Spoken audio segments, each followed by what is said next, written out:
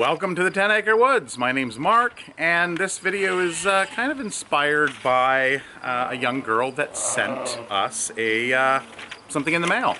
And this is Eloise that sent this photo, so we love to hear from our viewers. And this is a picture of our garden. So we've got tomatoes, carrots, cucamelons, lettuce, and she is 5 years old, and she has a younger sister, I believe that's 2, named Margot.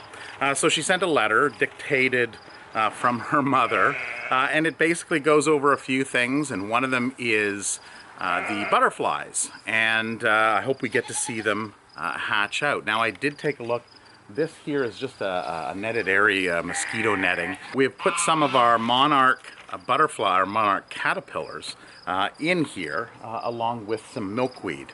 So I just went in there and had a look, and we'll go in and we'll take a peek right away, because I think I may get lucky, although it may be in the middle of the night, but there is one that's almost ready to come out of its chrysalis. She also talks about the sheep and learning more about them. If we've had cows in the past, we have had cows, and that is a fairly common question. So we've had, right in the beginning, 2002 I believe it was, we had a large cow, and then we've had some calves over the years. Mojo and Mocha, that was quite a few years ago. And then about birds' nests. So when I was away at Kangaroo Creek in British Columbia, we did have some that were just up there on the deck. And we had a robin. The robin's nest was vandalized by some other birds that came in, and she ended up nesting and hatching out some young up there. But this time of year, you don't usually find too many wild birds nesting in our neck of the woods, so it's likely that all of the nests are empty. So I think that's about it. Dogs' names. We have 3 dogs. We've got Maggie, Toby, and Atlas. And I can show you them. And then we've got cats as well. We've actually got 7 black cats. All but one of them are rescues. And I was thinking about actually doing a video on those. So I may not get to them today. They are inside. But we'll head over here and take a look at some of the butterflies and head around and just give you some stories about all of our animals here on the farm, how long they've been here approximately, and how they got here. So what we've done here is inside, we have put this milkweed here. And we did have some caterpillars roaming around. I was just in here having a look, and we can see one chrysalis right there. Was it you or Tiana that did this? Put them up here. Plant, we were pulling them off. Yeah, so this one, if you look closely, let's see, you can actually see the wing through the black. So this one is at a pretty close stage now, and it, we may something, I'll have to come back here a little bit later on and see if we can see something happening. But we've got that one, so I just pointed out that one up there.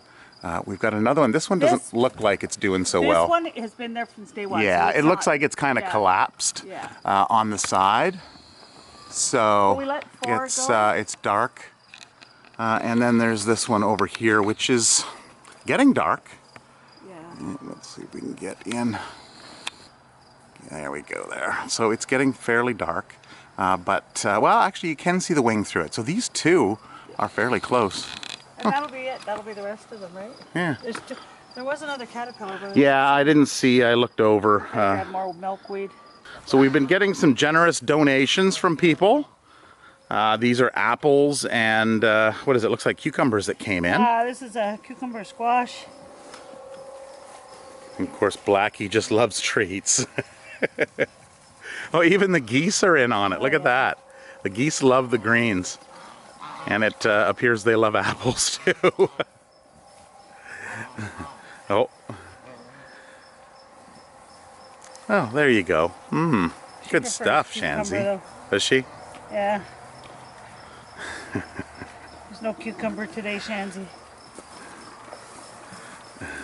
Hola. Hola, Paula. So pretty much everybody is out here. The pigs are the only ones.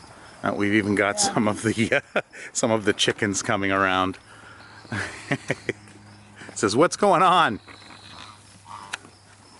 It's raining vegetables. Yeah, Petey and Piper are kind of missing out here. So Tara's garden, she's come out here to do some harvesting of the tomatoes. The tomatoes seems to have been doing very well. Yeah, nice size. These are yellow ones. Okay. So that'll ripen up more on they're going to ripen yellow? Yeah. Okay. Yeah. And in my new garden. Oh yes, around the outside. So Tara's been busy all week. And you can see here, she has gone all the way around.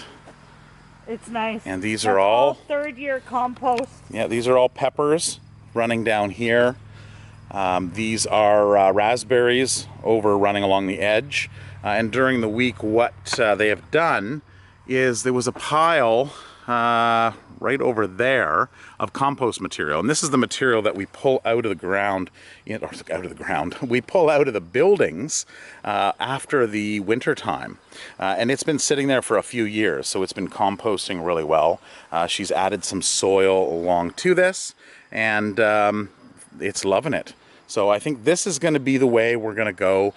We did work on, trying to get the straw bales off the ground, but I don't think there's just not enough material, and there's too much carbon material in it.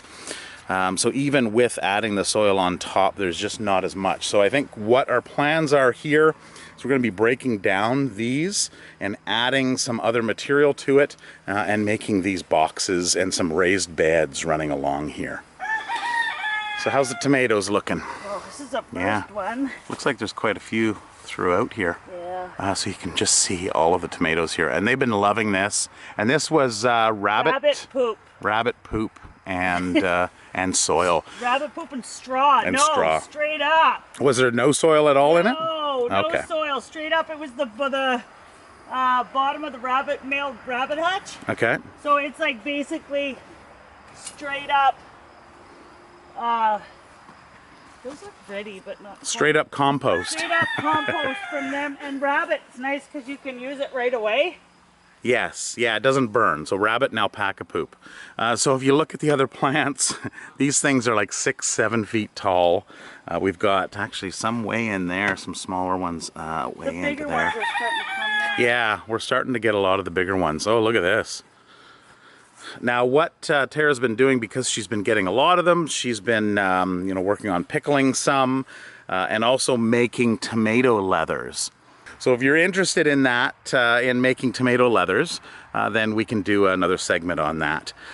So these ones aren't quite as ripe, but there's, you can just see all of them in here. So since I'm back here with the animals, I thought I would start back here, which most of them are back here. So Levi here, he came in with 2 females 2 years ago. So this is Shadow. How you doing, girl? Hi. You look all dirty, lying in the grass. What are you doing, boy? You remind me of Carl. You boys, you're just silly like Carl. Studs.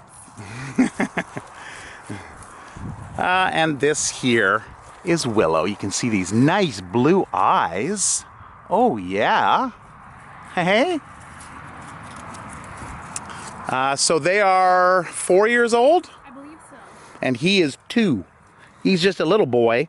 So he's getting into his, going through puberty, as you can see. He's got his little herd. So we are looking at getting him fixed. And they have since moved off onto another farm, T&T Farms. They were doing some training and they fell in love with them, and it looks like they're keeping them on farm. So the story with him is he was, Levi here was intact, and they were housed together in the same area, and the previous owners whose daughter actually had the horses and has moved away from home, decided that she wasn't the farm life, I guess, wasn't for her, and decided to move into the city. So they came here. Levi was gelded or fixed, and but before that he had ended up impregnating one of the girls, which was Willow, and last year we had Meadow that was born.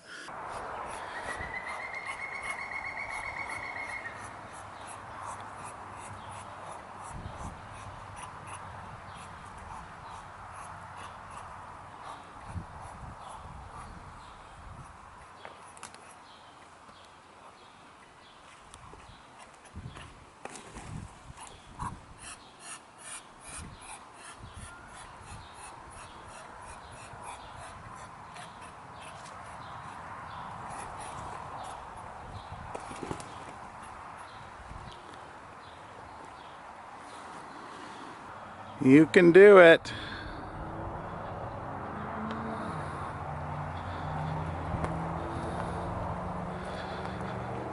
There we go. Come on. Oh. And Meadow is right over there. So you can see her tail. That's the one part of Dad that she retained, the dark gray tail. And she does have the blue eyes. Now moving along to one of the other ponies, which is Daisy. And Daisy just was visited from the farrier the other day. Now Daisy came in last year, August, I believe it was, of last year, beginning of August, and she could barely walk. She got off the trailer and her feet were in really rough shape. We were very concerned with her, if she had foundered, if her feet had permanent damage to them. And as it turns out, as of the last farrier visit this past week, she has been cleared by our farrier. And now, instead of every 4 weeks, it's going to be every 6 week, a standard visit to check all their hooves and make sure everybody is doing well. Oh, yeah, she's just coming down on her own. Good girl. Get on the grass. Ah, Sheldon.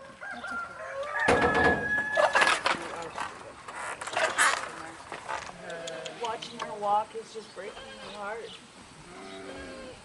Well, do you want to call Sherry? Yeah, I'll call her. So then we have the alpacas. So we have here Paula. Paula's the spitter, but she doesn't spit at humans. She spits at her son Marley. And then we have Shanzy. Shanzy! Shanzy! She kind of looked. Shanzy, look, you want a treat? Shanzy! So we, it started out with Barry the alpaca, which we had, he unfortunately passed away last year. So we wanted to get a buddy for Barry. And Tara was looking on the internet and found a farm that had some alpacas. So we, well, she actually decided to go down and check them out, and they were in pretty rough shape when she got there.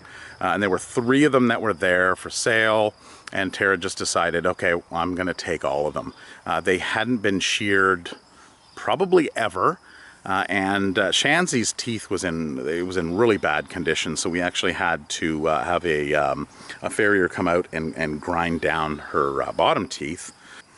Then we have some of the youngsters. So here we have Holly, and she is last year's, and over here is Billie Jean. Now Billie Jean's mom, which is Petunia, which is... Oh, look at those 3 sheep all lined up. Petunia is over here. So Petunia and Coco. So Billie Jean as well as Holly are last year's kids.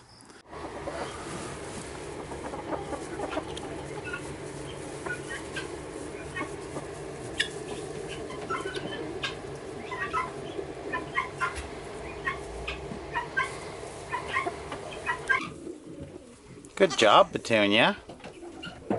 Good job.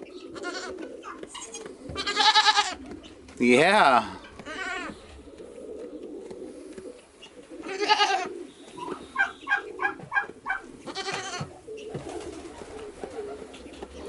And then we have Blackie, who actually came in with her mom, and her name was Silver.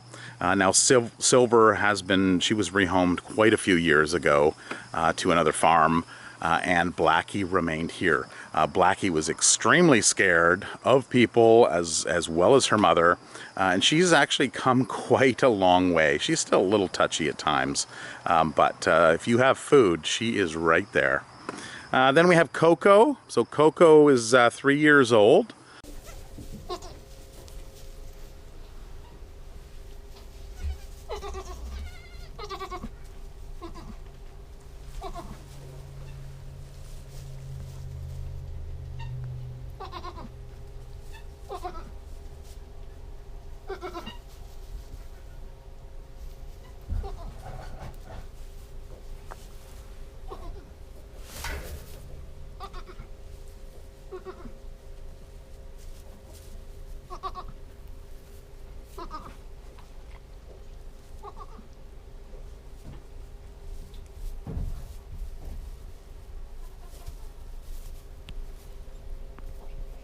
as well as Petunia here. So she's also 3 years old. So that comes down to the goats. Now touching base on the sheep, the 3 sheep here. We have Manya over here that came in. She was from a farm. They just didn't have the room for her. She was too small. They didn't want to breed her. And they contacted us and we said, oh yeah, no, sure, we'll bring her in. And she was actually very shy as well. So she's coming around. It's gonna take a couple more years before she's 100%, I think. And then beside her, that looks like that is George, actually. So George came in last year. He was a bottle baby. He was on a sheep farm and they gave him a bottle. And when you start bottle feeding a baby animal, it tends to break their animal instincts. And he just didn't want to go back out in the field. He wanted to be around humans where he could get his bottle. So that's the one downside if you are ever planning on bottle feeding. Do everything you can to keep the animal with its mom to make sure that it's going to grow up like an animal and not like a human baby, right, Levi? Charlotte. So Charlotte over here, she came in with Toby and Dwight. And Toby and Dwight were 2 boys that were very closely bonded. And, well, Charlotte was kind of left out. And she doesn't really fit in with anybody. As you can see here, she's kind of in the middle. Nobody's around her. She doesn't really have a lot of friends. We keep her in with Sheldon, which actually I thought she was in with Sheldon. Tara must have let her out. Because her and Sheldon work really well together. But our plans are, with Charlotte, is we're going to breed her this winter. And then come spring, we have a home, somebody that's very interested in a goat. And in breeding Charlotte, she'll have 1 or 2 kids. And then what we can do is we can rehome the duo or trio together to this other farm. And then she'll have her kids with her. Hi, Meadow. So that brings us to the last animals, the sheep, the other sheep, which here, this is Daisy. And then on the other side, we have Tulip. And Daisy and Tulip, they came in on a surrender basis, so it wasn't necessarily a rescue. You know, we do some rescuing, we do some surrendering, where people will surrender animals to us. And in this case, I believe these sheep were escaping quite often, and they weren't getting the attention that they needed. So they contacted us and decided, to surrender them over to us, and now they are here. Then that brings us to Tinker and Turbo. So this is Tinker here. She does have some spots on her nose, but her nose is kind of buried in the hay. Feeding time. That's the only thing on their mind. Now, Tinker or Tinkerbell and Turbo, which is over here beside Blackie, the 2 of them came in, oh boy, that's got to be 5 years now. And the story with them is they were a failure to thrive in the field. So again, what had happened was it was a farmer, a sheep farmer, and these ones were born and they were having a very difficult time. So we got them in when they were just lambs, along with a couple other ones, and we bottle fed them. And Turbo's name came about because he was the fastest and pushiest to the bottle. And even to this day, among the sheep and some of the other animals, he is still a little pushy. What's this? Hey. What's this?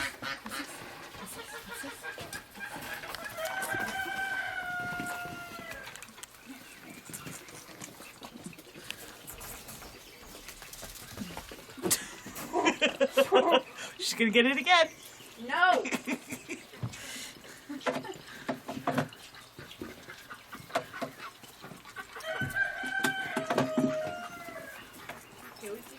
Some mass feeding.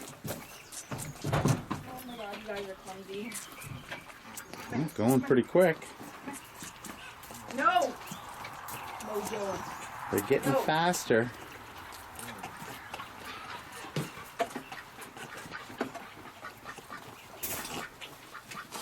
So as you can see, we're fairly diversified here. We're not necessarily a rescue.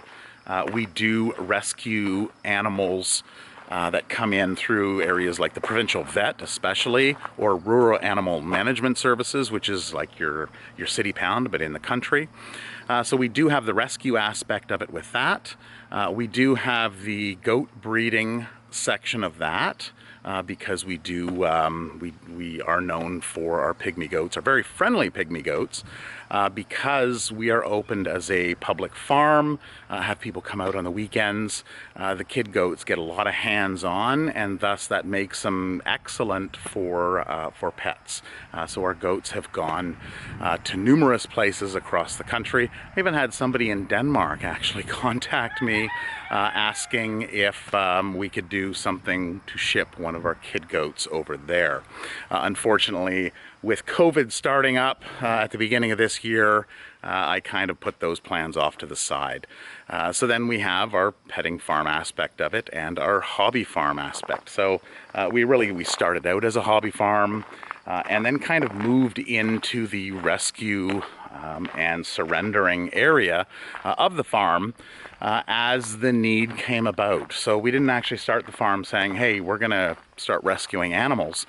We kind of worked on it and just kind of fell into it, and it's a nice fit. Next we have our little Sheldon. Hi buddy, what are you doing?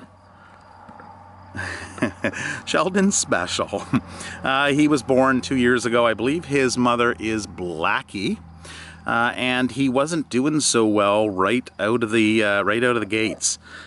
His head was bobbing back and forth.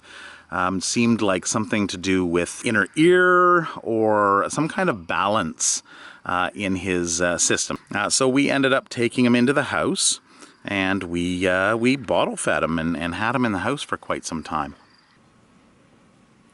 So this is one of Blackie's babies. The runt that wasn't doing very good. You can see the head bobbing, tilting. So it's a little bit disorientated. We're trying to get as much milk into him as possible. He's been doing good, and he's starting to, he just drank about 10 grams. So we've been weighing the bottle and just making sure that he is getting some food. All right, we're gonna give this another try. Okay, open up the mouth. There we go, yeah. Good job.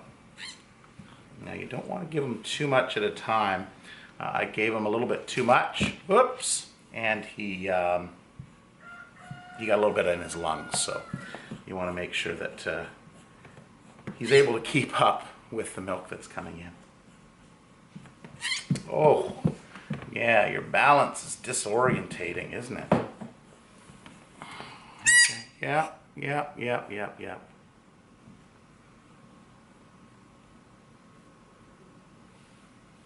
So we'll have to figure out exactly why. Maybe a neurological disorder. We're not quite sure quite yet. So I'm gonna monitor, make sure that he gets his intake, and do everything we can for him, right? Now Sheldon has come a long way since then.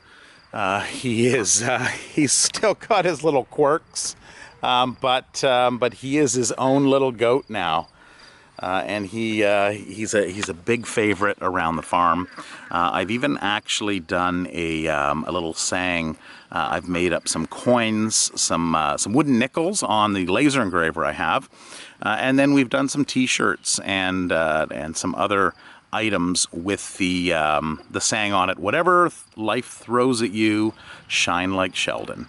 And he is just a good example that you can overcome.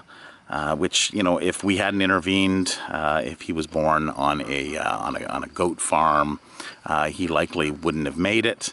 It's just that extra time that we put into him, and we knew there was something special about him, and now he is the goat that he is. And then I have Esther. Hi, Esther. So Esther came to us this past week, and believe it or not, they were city chickens. Now this is Esther, and then there were 2 hens that came in as well. It was a city chicken. I figured, oh, not a problem. They're just chickens. Nobody will ever know. We'll have our own little egg hatchery going on. And this one started to crow. So Esther turned out to be a boy. Didn't you, buddy? You turned out to be a boy. You're a pretty docile boy. You're a city bird, aren't you? You're a city bird. Oh, you gonna peck me? Oh. No. So if you look down, usually roosters will have spurs. And there's a little nub right there. I'm guessing because of the age. It's just the spur hasn't really grown in. But he or she is a he. But we've decided to keep the name Esther. Hey, bud? Yeah. So some other birds that came about. Here is one of them. Yes, and this is a female rowan duck. May look like a mallard, but the rowan breed is quite a bit larger than a mallard. Same kind of color scheme. So we have one of them here, and the other one is over here. Now I can't remember the names. One of them is Duck, and one of them is Duck Duck. So we have Duck and Duck Duck. And these 2 came in, well, it's a common thing around this time of year, is when, you know, the temperature starts to cool off and people are realizing that winter is in fact coming. They start thinking about, well, where am I going to put these animals over the winter?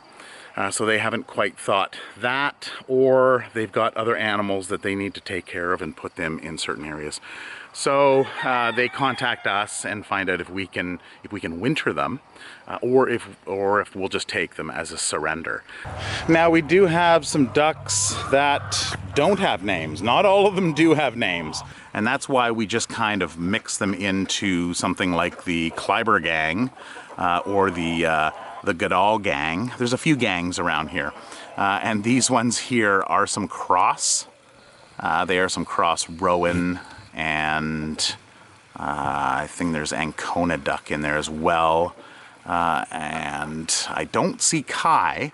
Kai is a Cayuga duck, and he is usually up front. So we'll have to see. Here's a Polish. They are funny looking birds for sure. So Petey and Piper are likely in there. I see our little buddy Hi over here. There was Hi and Guys passed away. So this one here is kind of on his own. But he was always at my ankles.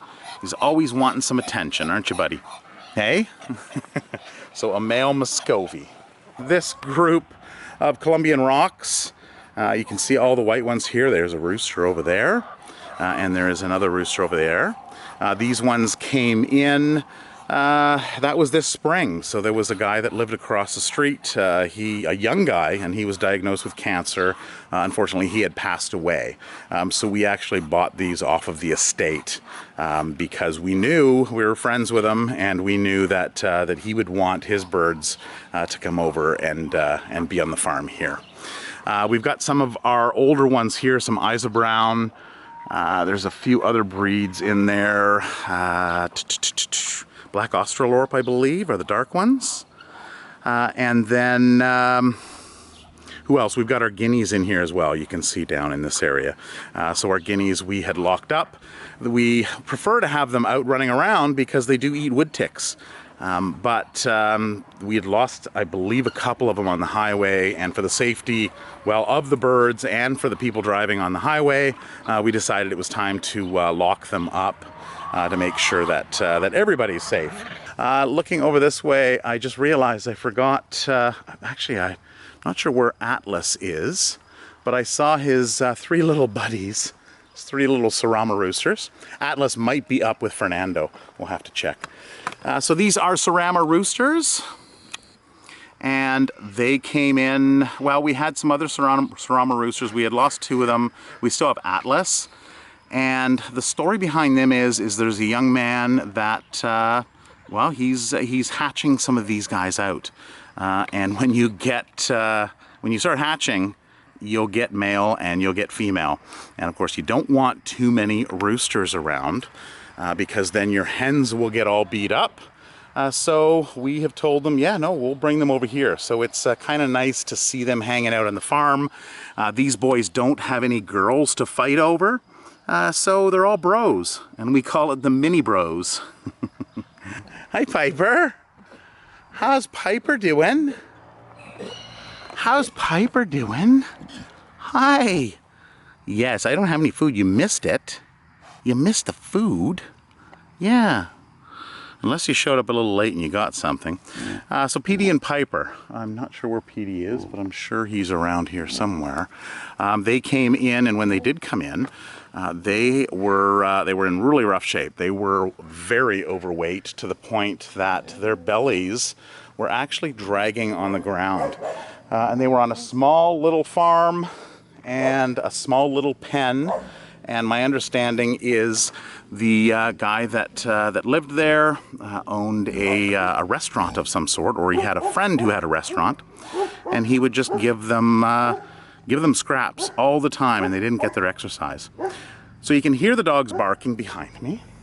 So my guess, oh no, because they usually bark at the pigs, but that's Atlas over there barking at, looks like Moira. So we might as well go and check in on the dogs. Now, when I was away in BC, Tara decided to do a little clipping on Toby, which is a West Highland White Terrier. And I kind of cleaned him up a little bit, but he still looks a little funny. Toby, look at you. So she clipped all around his nose. Well, you're supposed to sit in one spot, buddy. This is Atlas. Atlas is a Bernese mountain dog. That is, there we go. There's Maggie. Yeah, whenever you say her name. Hi, Maggie. Yes, I know. And then this is something that terriers love to do, especially Westies, is they love to play, and they like to play fetch. Hey, so you guys are so active, it's hard to record you guys. So that's Toby, that's Atlas. Toby is the middle child. Maggie is, I believe, 7 years old. So that makes Toby 6 years old. And Atlas is 4 or 5 years old. There's the other half of the duo. Here's Petey. What are you doing, Petey? Did you get any of the good stuff? Yeah? So as I was saying with Piper, they were extremely overweight. They had their eyes were almost completely shut because of the fat all around the face.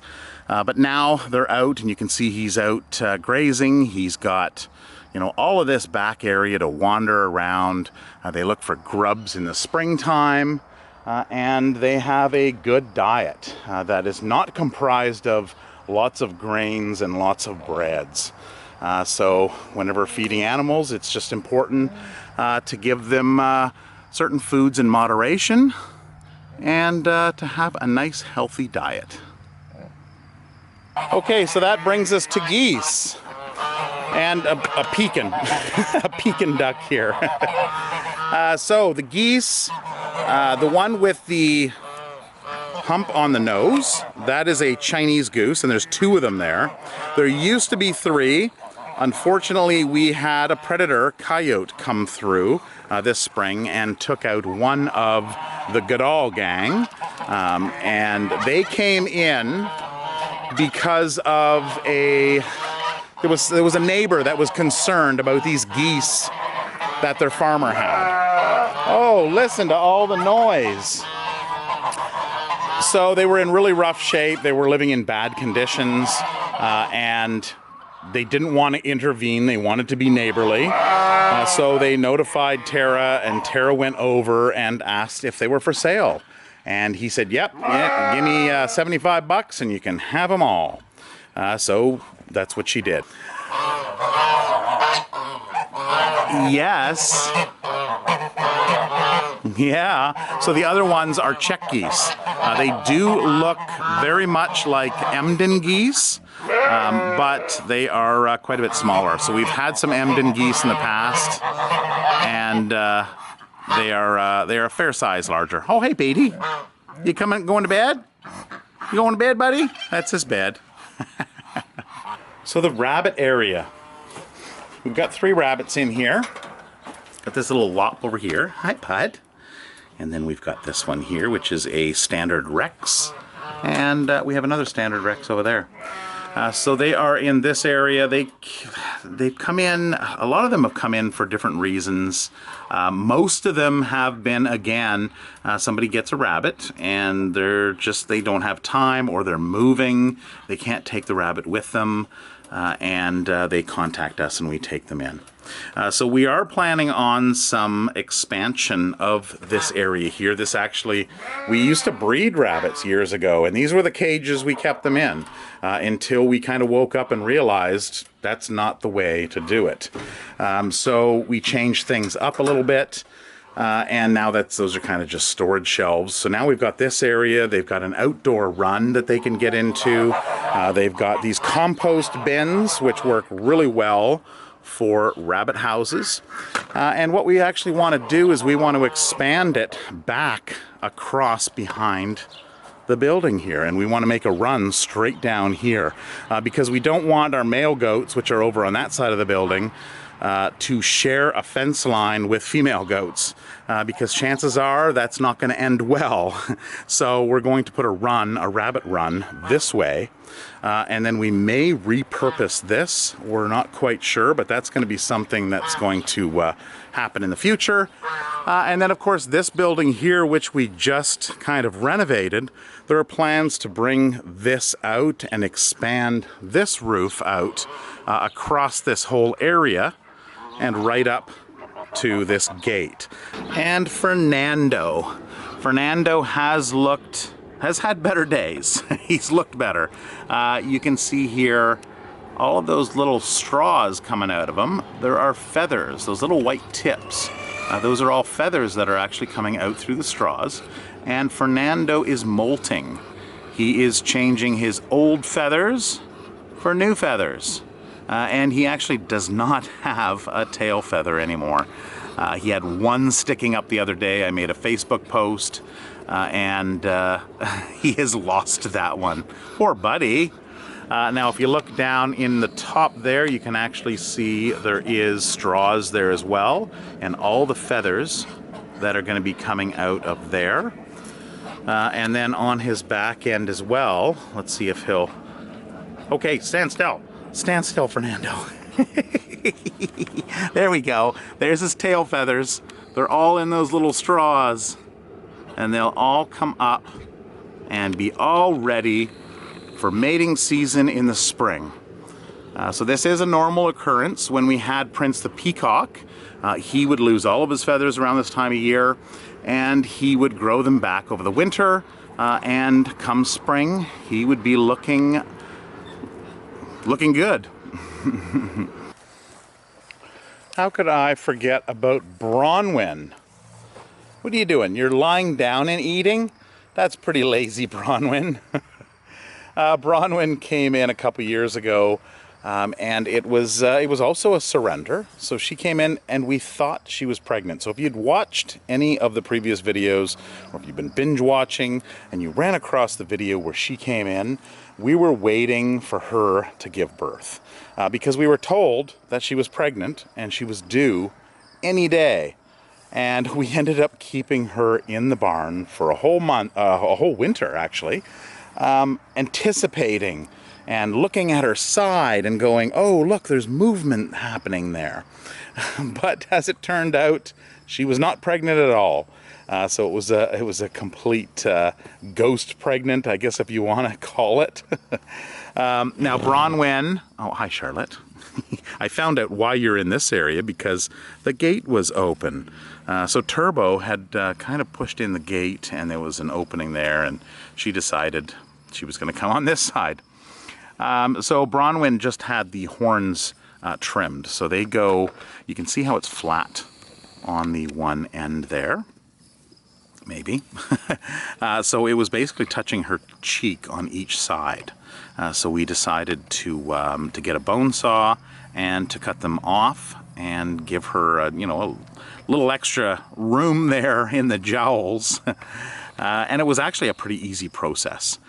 Talking about staying on the beaten path.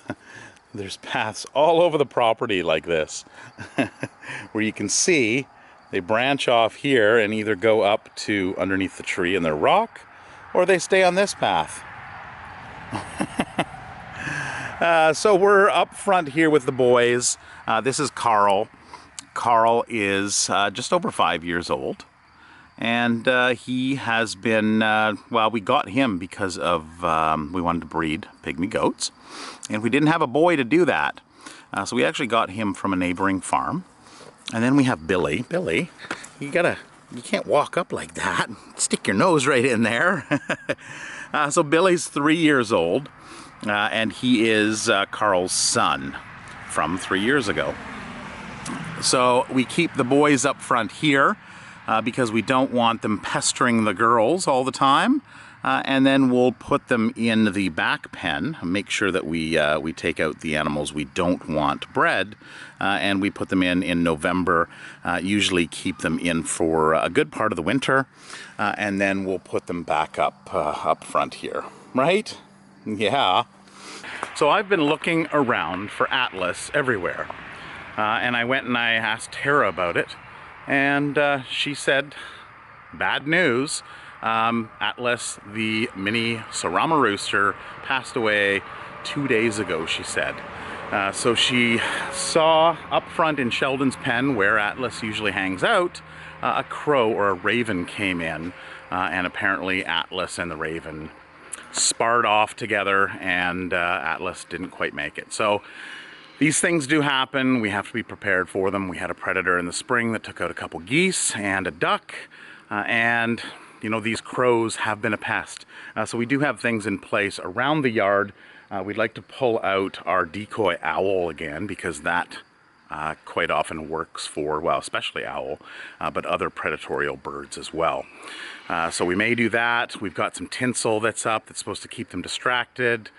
They've just been a nuisance, you know, coming from the air. You can't really plan for too much of that. You can shore up your fences all you can, but if they're coming from above, that can be tough. So I'll play a little montage here of Atlas and his life, a little tribute to him. Sorry to end the video on a sad note, but just think that you know, he was quite the bird, and he enjoyed hanging out and being around people. So just remember that. So until next video, I hope you enjoyed this little video and a look back of all of our animals, and we'll see you next time. Take care. Bye-bye.